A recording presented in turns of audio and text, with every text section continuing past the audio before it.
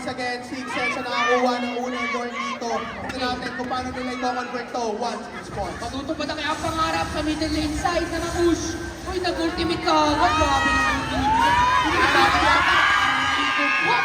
Naluto yung manok na pula, kaya nahitan na lechon.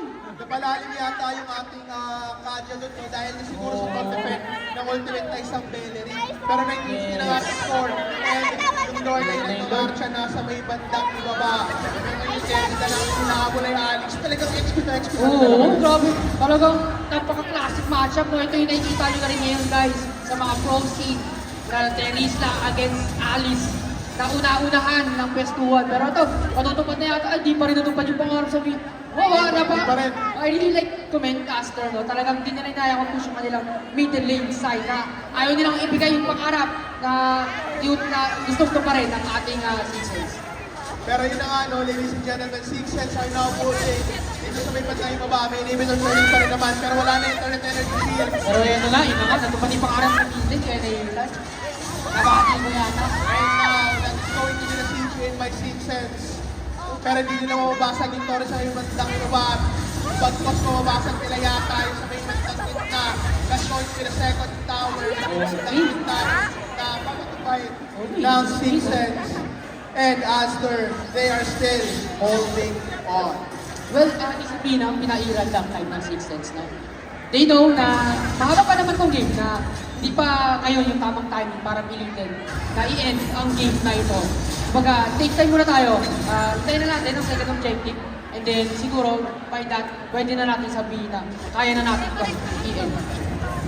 Pero yun nga, no, nagagamit na rin ngayon yung mga PNK, no, yung mga visions. Yung mga visions na pwede gamitin na isang PNK around the map. Oh, yun eh, chinchulog eh. Oo, score, pero kahit sa natin, medyo delikado, nabawasan yata ang kanyang buhay dito, no? Isang sandwich ko, sabay nung tama nung full skill. Sakti, nangunod. Uy, ito lang. TV. Oy, 6 cents dyan. Bilang ko yun, mga 30, naka-30 na TV. Feeling ko talaga naturuan ako ni Ka-Friday. Oo, okay, no? TV eh. No, grabe yun. Bilang ko 30 ang TV, grabe. Dadagdagan pa kaya niya yan? Parang ito, dadagdagan pa niya. Gentlemen, less than 30 seconds sa ating susunod na Lord. Tingnan natin kung ito ba'y makukuha pa rin ng side. Ay, wow! Ang sakit! Pero yun ang magkakaroon na setup dito na hindi mo na sila mag-commit. Pero nakaka-kamuntikan dito dito. Pero ngayon, napasok na ang Astor. Walang mauhuli. Pero ngayon, nakakuha sila ng isa. That's going to be -1 mula sa 6 cents. Pero ngayon, hindi na ating score. Hindi pa ang kalamangan. Dito ng ating right side. Uy, pero sa kaya taas siya, Johnny. Tignan natin kung sino makakuha nito. 4v5 ang ating naman. Milton sa kanina. And now, Mia delikado kanyang buhay dito. And that is going to be execute. Ito. And that is going to be execute. To finish it off. 3 na lang ang natitira. For the side of 6 cents. Here comes Aster, ladies and gentlemen. Okay, eto na. Oy, malaking buhay na Lord dito. Half HP with the Lord. Ililisip pa.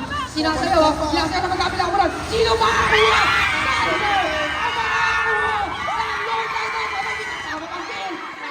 Okay, takbo agad yung lupa. Manok na pula, inaabot nila pero disengage sa magkabilang kabalan. Ito ba yung sinasabi nilang pag-itinitahan na sa'yo, para talaga sa'yo, that is going to be 6 cents once again with an objective secured. Bukod sa tatlong turtle, nakakuha na rin sila ng 2 lord sa kanilang kamay and it's going to march once again sa ating bottom lane. Well, and that last objective din. Sabi ka na natin yung lamang talaga na seasons. Pero ito grabe naman yun. Talagang grabe si T-Spread. Ginagawa niya kano, basic break mo rin dito. Ginagawa niya tinapay ang ating Aster dito. Nagbubutok pa rin ako. And now, 17 ang ating score, ladies and gentlemen. Uy, grabe oh, lumilipad oh. May lumilipad Ang mga na Cloud kanina. Prince guys, Cloud Prince ang Aster natin Para guys. sa may bandang ko Uy, ito, Lord Bush guys. Tignan natin kung matatapos pa nila to. Ano Eto na. Unbreakable Lord. Kapag sinawa mga tao, yung power ng ruling. Pero, bida, ang sakit.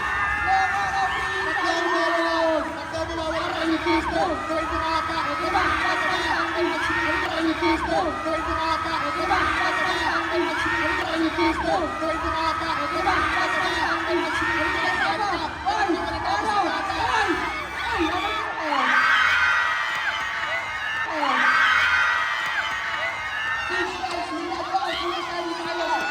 Please. Nabuka ang kanilang warm-up with Onyx Uprising. With Onyx Uprising. Dance continues forward and they will be up against Glitch Kasemi 5.